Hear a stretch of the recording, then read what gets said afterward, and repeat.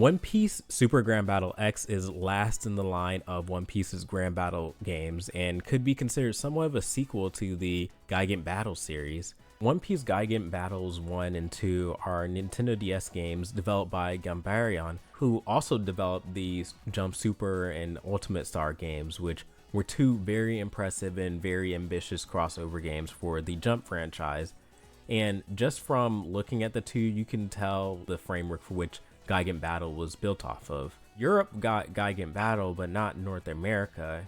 Gigant Battle 2 was Japan only, but the DS being region locked free meant that this wasn't much of an issue. This weird release might have a lot to do with how late these games were released into the Nintendo DS's life cycle. And these games were very late Nintendo DS games, with Gigant Battle 1 released in 2010 and Gigant Battle 2 the following year. By the time Gigant Battle was released, the Nintendo 3DS had already been announced and was a couple of months away from releasing. And I know a lot of people like these games, especially Gigant Battle 2, and for good reason. There's a lot of great sprite work and character content in these games.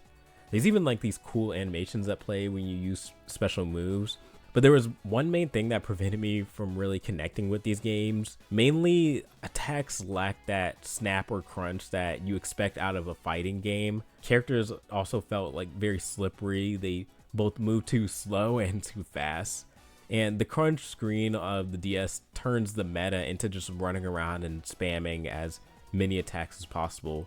And so at the time, I hoped that Gambarion would have been able to improve on some of this in their next portable outing, Super Grand Battle X. This was another platform fighter released in November of 2014, only 2 months after Super Smash Bros. For 3DS, and released exclusively in Japan. Now, during the wait for Super Smash Bros. For 3DS, I was looking desperately for platform fighters that could fill that void, like Kirby Fighters, for example, because Super Smash Bros. Was and is one of my favorite series of all time, and this was going to be the first time we'd see that formula on the go. It's very interesting that this game did not get an official translation over in North America. Maybe a bit naive, but I feel like a platform fighter from a franchise like One Piece on 3DS would be a major sell. Maybe they didn't want to cannibalize sales of Smash Bros. By being released around the same time in North America. Well, right off the bat, I can say that this game feels so much better than its predecessor, Gigant Battle. It really seemed to have fixed the issue with lack of impact on attacks. Basically, every attack a character gets hit with feels like it's doing some sort of damage, and that probably has a lot to do with the screen shake effect. That said, characters still do move awkwardly slow in my opinion. But the main catcher is I really love the art style of this game. Games like Super Smash Bros. Or Full Metal Alchemist Dream Carnival seem to lean on a design motif around entertainment, whether it be a TV show or Toys to Life or whatever. With One Piece Super Grand Battle X here, the cardboard stage play approach is the aesthetic, and it looks really good. And it means that stages have just a lot of personality to them. In fact, this is probably the most inspired of all the Grand Battle games, if I had to say. 100% a step up from Jump Ultimate Star games, which already had a very cool motif trying to replicate classic manga panels.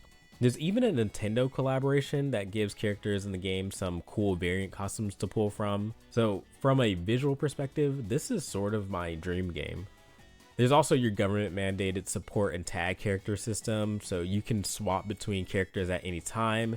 And this seems pretty important for following up combos and all that. The main mode campaign is alright. It's hard to make a good campaign for a fighting game, but I tend to like the ones where you are going through progressively harder missions as you unlock more and more characters. And from what I've seen, the biggest complaint is that these missions just start to feel samey very quickly. You got your standard KL battles, your survival missions, your coin battle missions, and that's basically it for the most part.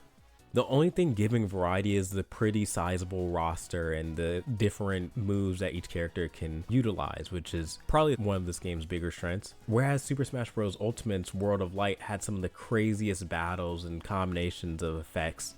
I also always wonder why these games go for health-based systems rather than ring outs. The ring out and launch mechanics are unique aspects of platform fighters I feel most games should adopt. It really helps give a reason to care about positioning of your characters and helps you adjust your strategy as your launch potential gets larger.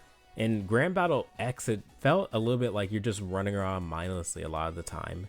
Now, is this an import-friendly game? Well, the 3DS is region locked, so North Americans can't really play it through legal, non-hacked means. But assuming you're able to figure out how to play it, how accessible is this game to English speakers?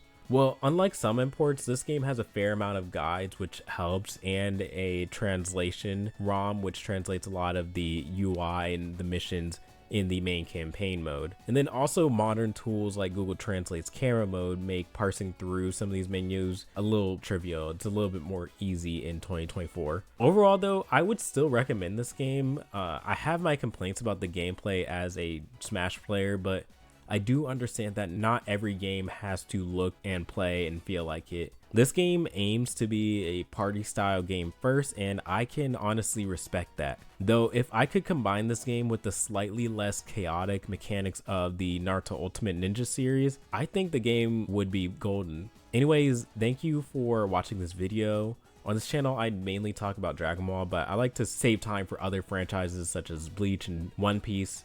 If you want to see more of these types of videos, please like this video and subscribe. It goes a long way towards me making more of these videos.